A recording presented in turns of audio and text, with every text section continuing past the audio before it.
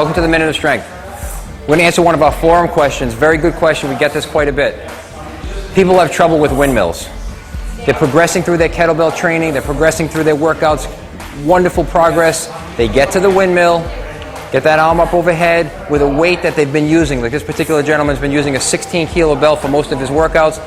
He dropped his windmill down to a 12-kilo, all the way down to a 15-pound dumbbell. Now he quit. Now he stopped doing windmills because he's getting an impingement in the bottom of his trap, top of his scapula.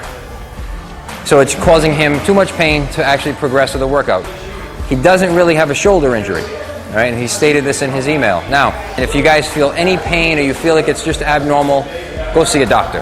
Okay, that's first and foremost. Let me just set that straight. But if you feel like maybe it's not proper form or you don't have the right range of motion, there are ways to condition yourself and get ready for a proper windmill. All right, now, one of the things that he stated was he sits behind a computer, slouching forward, rounded around a keyboard like this all day. Then he hits the kettlebell workout. So this becomes extreme. So what he's doing, he's holding the weight in the wrong place. When you do a windmill, you should hold the weight, the resistance, in your oblique and in your hip and your lat, not your shoulder, maybe a little bit in your scapula, but certainly not in your trap. And that's where he's holding it. So, a couple of things that we can work on. First, start with a barbell get up, sit up. We're going to go right to vintage progression here.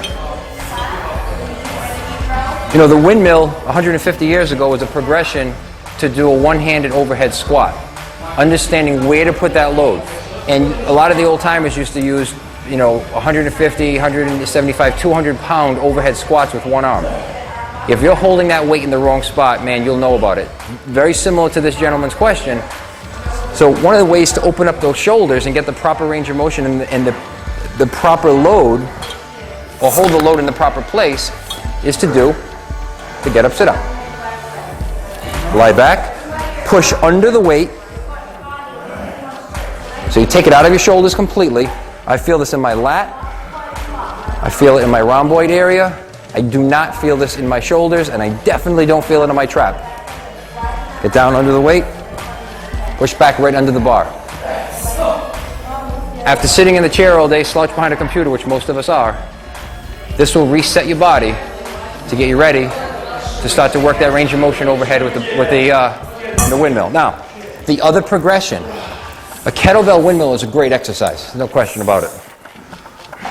But to progress to that, this weight is actually pulling me back. I feel like I'm resisting it from pushing back, so I'm actually tightening up my trap a little bit. Until you get used to that, use a barbell, a body bar or a barbell. So, clean and press the bell overhead. Relax the shoulder. What you find with the barbell, because the weight is extended out 5 feet, I stabilize more with my lat and my core than just my trap. My trap is completely relaxed right now. My shoulders are relaxed. Focus one spot on the ceiling. Push all the way to my right hip. I relax the shoulder, relax my elbow. It's locked out, but it's relaxed. I get under the weight, and I push back under the bar. Now I'm feeling that in my lat, my oblique, my right hip, but I don't feel it in my trap or my shoulder. So, barbell get up, sit up, switch over to a barbell windmill,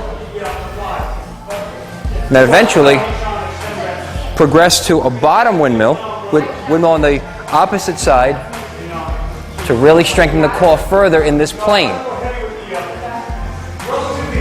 So you start to understand this pattern or this plane of movement without any resistance up top.